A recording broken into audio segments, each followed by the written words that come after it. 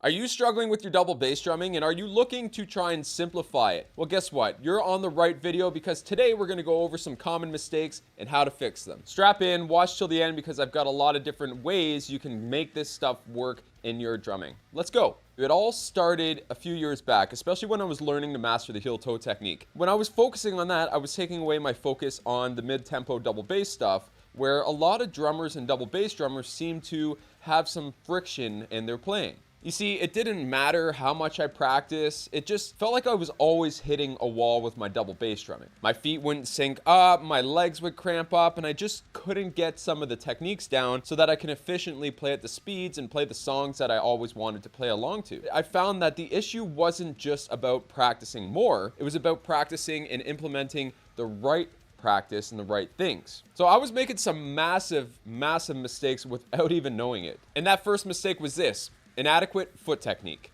Initially, I relied heavily on my entire leg to power the pedals like this. So it was like riding a bike. This approach not only slowed me down, but also drained my energy really quickly. So there had to be a better way.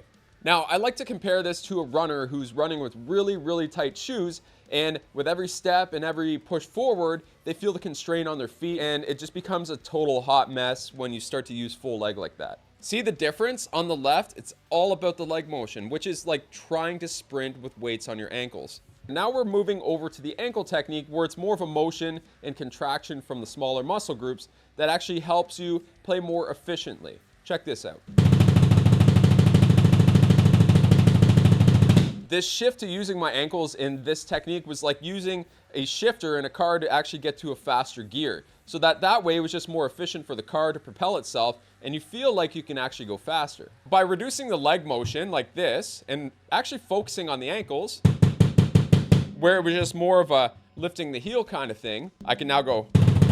Moving on to my second biggest revelation was my posture and how I sat at the drums. It's something so fundamental, yet I overlooked for so long. I thought you could just sit down and go ahead and play. The actual problem was the distance between my seat and my pedals. That was really affecting everything else when it came to my double bass drumming. Think of it like this. Think if you're driving a car and you're sitting way too far back, like you can't see the windshield and it's just really hard to reach the steering wheel and the pedals. Like, what's that do for control when you're in a situation where you need to move faster? It doesn't really help, does it? It can be quite scary. If I sat too far back like this and I went to go use my legs like this, you know, I had to stretch my legs to reach the pedals, but it was like trying to run a race from a starting position that's too far back.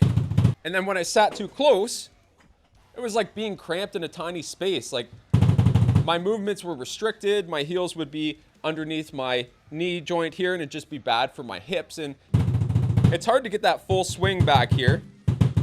Still possible, but very difficult. See that? The beater swing changes. Now watch this.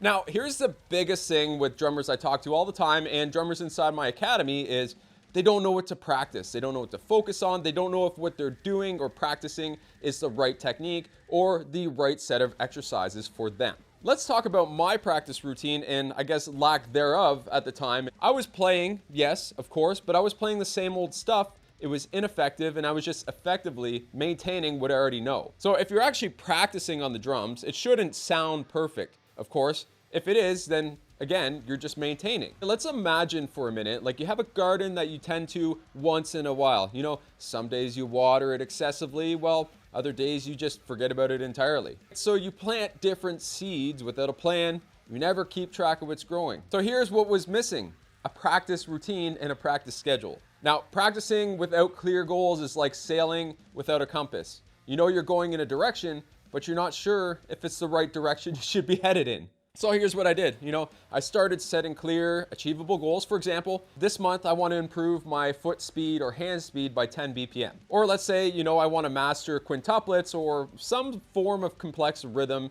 within this month. Again, I would schedule regular practice sessions and obviously dedicating specific times within that practice session to get to those goals. Now, it wasn't just about sitting down at the kit, putting more hours in at the kit necessarily. It was more about focus, intentful practice for less amount of time, and then just playing and having fun afterwards. So if you find yourself stuck in a rut with your drumming, maybe get out a little journal, a couple pages, set specific goals, write down what you want to accomplish in that month, and then hold yourself accountable to a practice routine. Now, why am I telling you all this? Well, it's because I wanted to pass these tactics along to you and just help you speed up the amount of progress you're able to see. So my challenge for you is to keep playing, but I want you to work smarter and not harder and start to yield those results a lot quicker than what it took me to get.